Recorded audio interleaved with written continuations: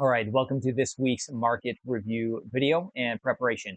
We're going to go through the sectors that are strong real quick, and then I'll show my top picks for the week, and then I'll give you a scanning of other potential names on shorts as well as things that might need some more time to set up. So firstly, looking at the S&P 500, the cash index, it hasn't really been doing anything since May. There's nothing wrong. It's just been basing. The semiconductors, SMH and SOXX, they have been the leaders. They have been getting hit. They've been getting a little choppy and a little sloppy.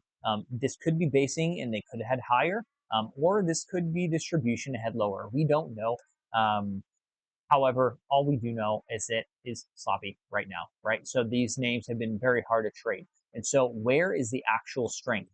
Firstly, to those that are calling an AI bubble, I don't think this is so. Look at the S&P 500. This is showing rotation. So yes, money is rotating out of the names that have made insane moves, such as memory and chips. However, it's rotating into other names, which rotation keeps bull markets alive, right? I'll show you this here very shortly. So looking at the RSP, still strong. NDX has that same triangle pattern, wedge pattern, whatever you want to call it, as the S&P 500. IWM continues it to stay strong. XLK, same pattern. XLF, there you go. This is where money is rotating to. Okay, go look at, let me show you. I did it already. Just go Google top 3 names in XLF and see what pops up. Okay, go look at those charts. You can do the same thing. Let me go back. I'll show you another one. I did this already. XLV is another strong name. Okay, XLV, top 3 names in healthcare. These are the names that move the sector. If these move up, the sector is going to move up simply because of the 16%, the 11%, and the 8% weight that they have. Okay, so go do that. Just go Google it and then go look at these names. XLF is strong. XLY, nothing. XLV, strong, breaking out to all-time highs. C is nothing. XLI, somewhat strong, right? Let's go over Bitcoin real quick. It's been showing, it's like showing some sort of life. This is the first time it's been closed over Friday was the first time it closed over the 21 EMA since basically May 14th. So it's gotten crushed. There's a lot of bottom callers right now.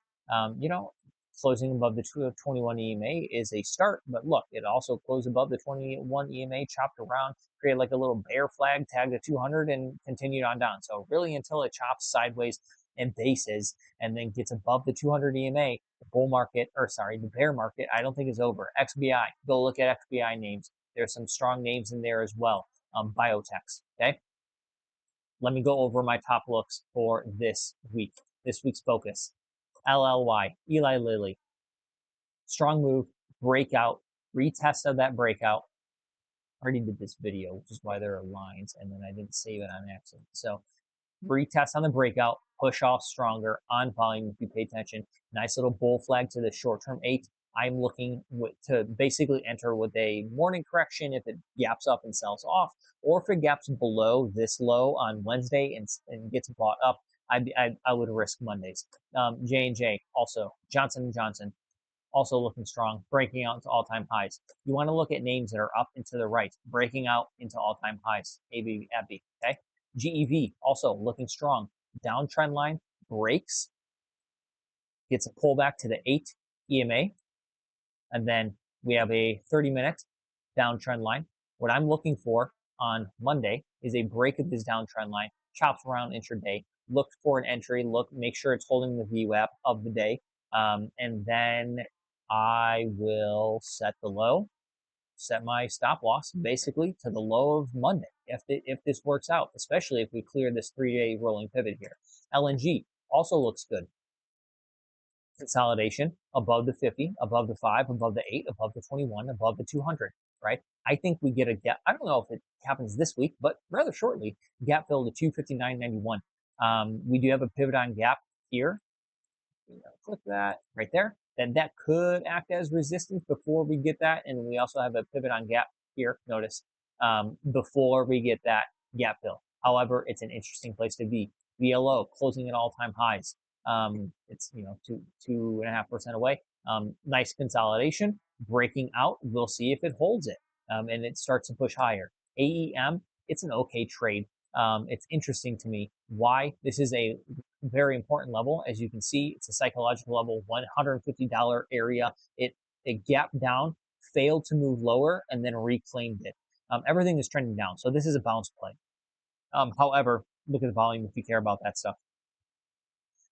It's a bounce play. The trend is still down though. This could be an area where it starts to actually consolidate, but this is a quick in and out. Hood, I traded Hood. Go watch my trade review video that I just posted about it. Hood, OKTA, and CRWD, CrowdStrike. I went over those trades. I entered here on Friday, exited on Thursday. Caught a nice move. I'm basically, this is a name to continue to play, in my opinion. I'm looking for a higher low to be set somewhere within these triggers. Even if we get a pullback to the 21, I think that's a pretty steep pullback and a viable one. UPS, I'm watching this $111 breakout. We do have a pivot on gap. So if you miss the breakout there and we get the $112.56 pivot on gap fill, you can risk the $111.18 low of that. You'll have your risk there. HIMS is a popular one. It looks strong. We do have a potential area of supply at $41 or so. It's very popular on FinX right now. I did an in-depth video about it on my FinX video. Again, go watch it. Frog, trending up into the right. Very strong name. Base, breakout, bull flag to the 21 EMA, and it rips out of it. On volume, I do have an anchor VWAP to this breakout bar. So I'm looking for a pullback within this $86, $88, $87 range to somewhere to risk against the low of the day, basically. Oscar, you want to talk about healthcare? Here we go. Big, let's look at the weekly. Big base, okay? Break out of that base. What happens? It retests, and now it runs out. So 1, 2, 3, 4, 5 weeks up in a row. That's what I don't like. But what I do like is that on the daily is basically digested for about, I don't know, 2.5 weeks or so, pushed out on Wednesday, rested on Thursday. I'm looking for a pullback on Monday to potentially buy for a run to the IPO pricing, which is basically only 13% away. FTNT, another strong name, ascending triangle. I'm looking for a little pullback to buy and risk against, or even this retest of 150. However, this right here, this bar on the 30th of June might have been the retest. So in this name is interesting and a place to be. Net also not as strong as FTNT or CrowdStrike or PANW, Palo Alto, but it's a name to pay attention to. It is setting a potential higher low around here at this breakout level of, let's just call it 238, 239. Ideally, this is a higher low and it starts to push higher, and then maybe we can get, that move to all-time highs, and it continues on rolling. Some shorts for you guys. So other interesting, I do like Oracle. Why? Because over 22 trading days, it's down 44% over to a very interesting level of support that is held in the past also. So this has been an interesting level in the past, and it's down 44% in 22 days to that prior interesting level. So I'm looking for a bounce. Apple is a place to be. I need a little bit of a pullback to have a better risk. LMT, same thing. Nice push.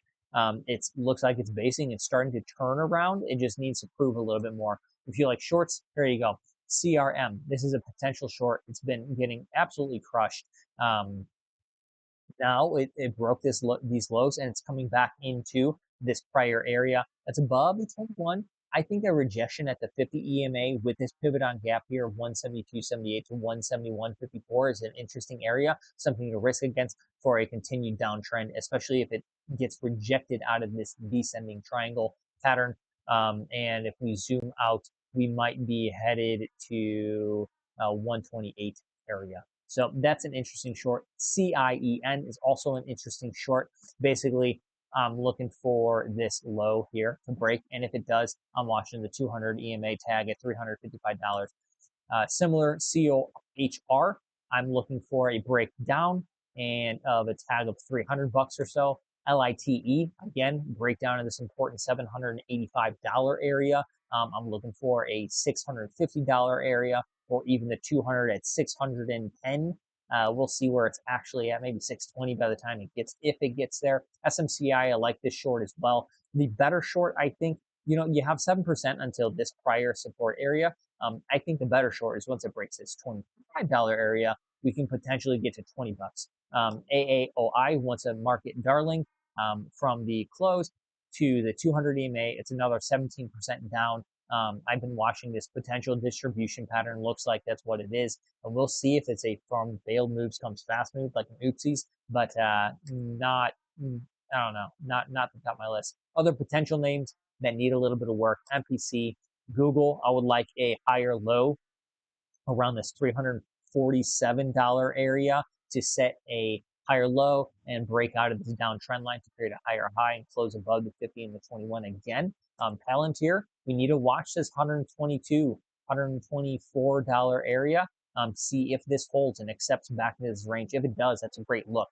From failed moves comes fast moves. So this could be a turnaround. Snow, look how strong it is. Look for a pullback within these areas, basically of this bar here, if it even gets down there. DDOG, another very strong push. We need a little bit of a deeper, I do, not financial advice, of a pullback to set manageable risk against. MDB, another strong push. Look for a higher low to be set. IBM, very strong push, very deep pullback, and then strong push again, looking for a higher low to be set against this low here. If you set an anchor VWAP at that low, maybe within this 265 area might be a good area to risk against. TEM, it's hitting prior supply. I'd like a little pullback, maybe to this $54 area to risk against. RDDT, I'd like the inside day on Wednesday. I think we might get the gap fill this week. It's looking like it's trying to turn around. The only thing is we are at a potential area of supply. There's a lot here. But ideally, it was cleared out more so in this chop around here, and now it's free to move higher. CrowdStrike, I still think, I took this trade. I did go look at my trade review. I go over how I traded it, but I got in on June 18th and I exited on Thursday. There was a split, and I still think it's a name to be in. It's just a little extended for short-term momentum. And so I'm looking for a pullback again to risk against. Same thing with Palo Alto. And then MRK is another interesting one. Look at this beautiful base. It came back, basically retested the area, and then pushed higher. So I'm looking for continuation there. All right, hopefully that brings in focus. Go watch, review this again. Watch my trade videos on my trade reviews and how I traded CrowdStrike, Robinhood, and OKTA. I go over the process of that and basically the risk management of that and how I manage trades. And then go watch my FinX segment as well if you're interested in the most popular names that are across FinTwit and Financial X that are kind of circulating around. I go over those names to see if they're actually actionable or just noise and kind of a waste of time. Manage your risk, create your plans, and then execute. I'll catch you next week. Thanks for your time. Like, subscribe, share, tell your friends.